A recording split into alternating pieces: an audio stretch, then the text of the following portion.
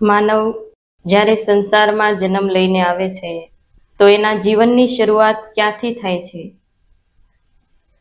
તો કોઈએ બહુ સરસ લખ્યું છે કે પીપળાના પાનથી શરૂ થતી જિંદગી તુલસીના પાને જઈ અટકે છે અને આ બંનેની વચ્ચેના સમયમાં જીવ કેટલું બધું ભટકે છે. તમને બધાને ખ્યાલ હશે કે જ્યારે એક બાળકનો સંસારમાં જન્મ થાય એ સમયે 6 દિવસનું બાળક થાય ત્યારે સૌથી પહેલું પાન તમે લાવો છો. કયું પાન? તો કે પીપળાનું પાન. છઠ્ઠીના દિવસે પીપળાનું પાન ઉપયોગ કરવામાં આવે છે અને ત્યાર પછી જ્યારે એક વ્યક્તિનું અવસાન થાય, મૃત્યુ થાય, એ સમયે પણ એક પાન યુઝ કરવામાં આવે છે, એનો ઉપયોગ કરવામાં આવે છે. તો એ કયું પાન? તો કે પીપળાના પાનથી શરૂ થતી જિંદગી તુલસીના પાને જઈ અટકે છે. અંતિમ સમયે પણ તુલસીનું પાન લાવી અને એ મૃતક વ્યક્તિના મોઢામાં રાખો છો. તો આ બંને પાનની વચ્ચેનો જે સમય છે એ સમયમાં વ્યક્તિ તમે જુઓ કે આજ કેટલું બધું ભટકી રહ્યો છે, કેટલી દોડ લગાવી રહ્યો છે. આજે દુનિયાની અંદર જ્યારથી આવ્યો ત્યારથી માનવ દોડવામાં લાગેલો છે. પૂછવામાં આવે કે આ શેની દોડ છે તો કોઈને ખબર નથી કે એ શા માટે દોડી રહ્યો છે. બસ એક એનું લક્ષ્ય બની ગયું છે કે સવાર પડ્યું તો ધન કમાવા માટેની દોડ છે, માયાને પ્રાપ્ત કરવા માટેની દોડ છે. ખબર છે માનવને કે જે ધન સંપત્તિ માટે હું દોડ લગાવી રહ્યો છું, જે ગાડી બંગલા વૈભવને પ્રાપ્ત કરવા માટે હું આ સંસારમાં દોડ લગાવી રહ્યો છું, એ દોડ વ્યર્થની છે, નકામી છે. કેમ કે ગમે એટલું ભેગું કરી લઈશ પણ એમાંથી એક સળી પણ સાથે જતી નથી.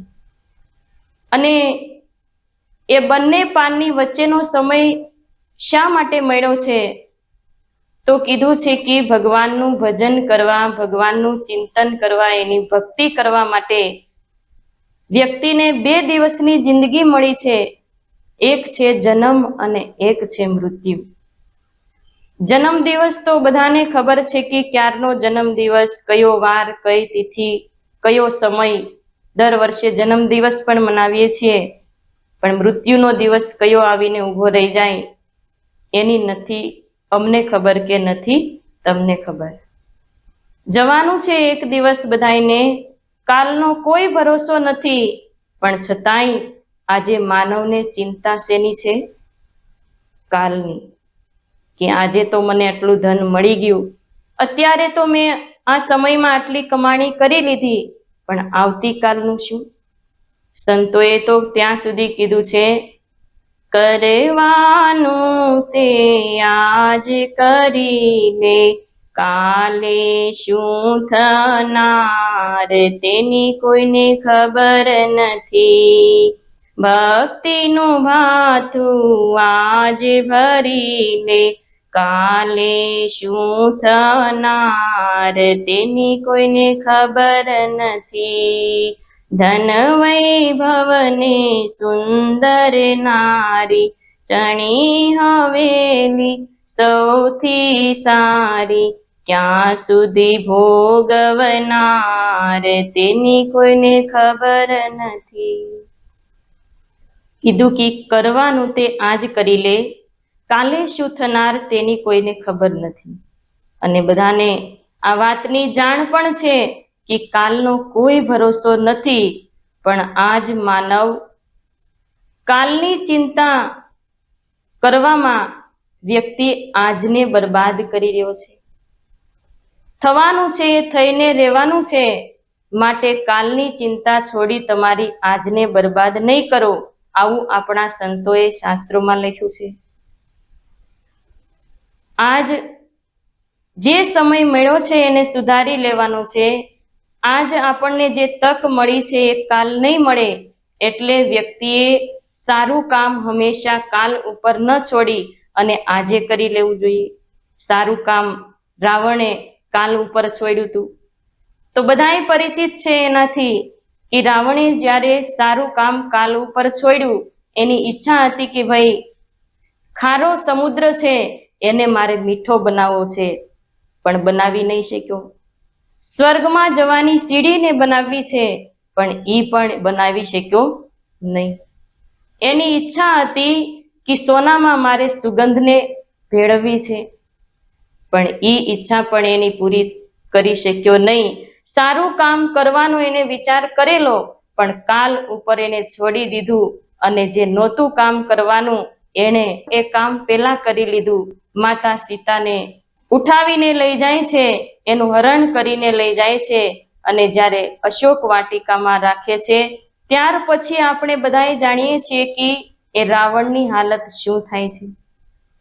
એટલે કીધું છે કે હંમેશા વ્યક્તિએ સારું કામ આજે જ કરી લેવું જોઈએ, પણ વ્યક્તિ આજે કાલની ચિંતા કરે છે, કોઈ વર્ષો પછીની ચિંતા કરે છે, કોઈ કહેવાય છે કે 7 પેઢીઓની ચિંતા કરે છે, પણ વ્યક્તિને પોતાની આત્માની ચિંતા થતી નથી કે હું મારા માટે તો કંઈક કરી લઉં.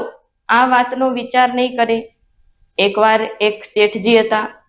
હવે શેઠજી એના મંત્રીને કહે છે કે જરા તપાસ કરો કે આપણા ખજાનામાં કેટલુંક ધન છે.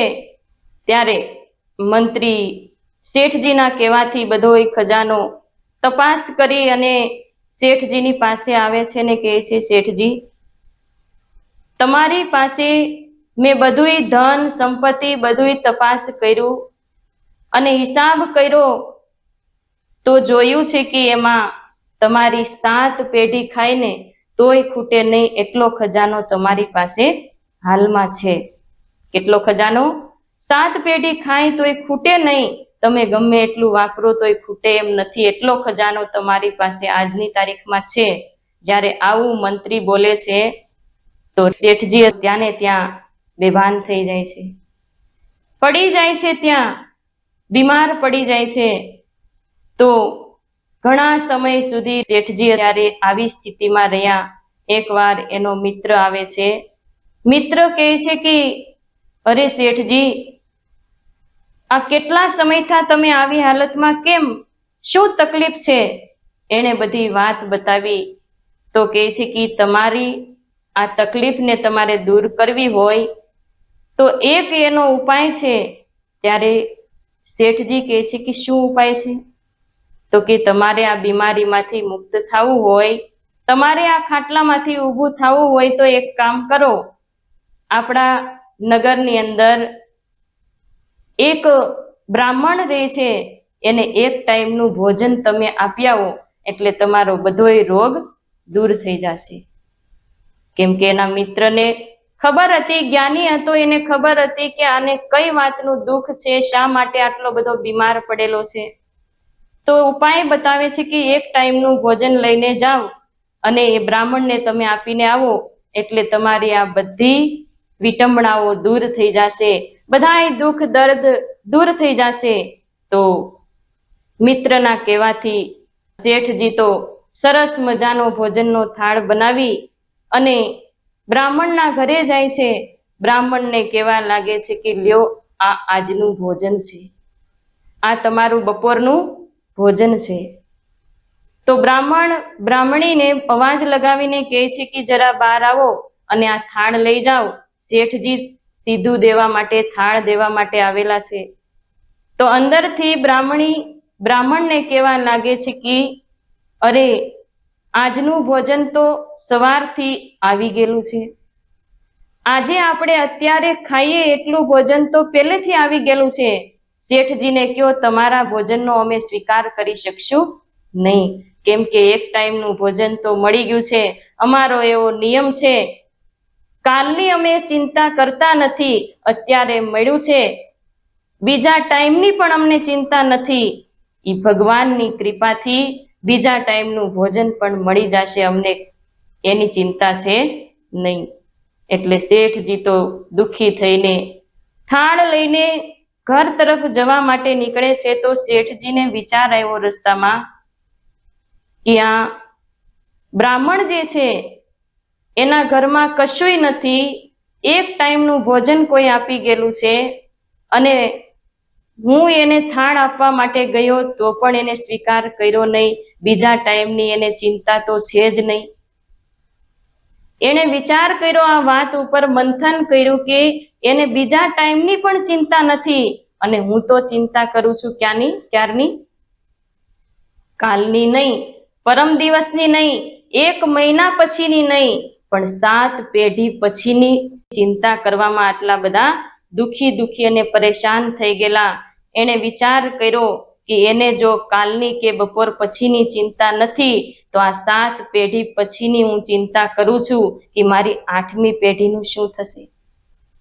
ખરેખર સજ્જનો, આજે સમાજની અંદર, દુનિયાની અંદર આપણે જોઈએ તો આજ વાત દરેકને લાગુ પડી રહી છે.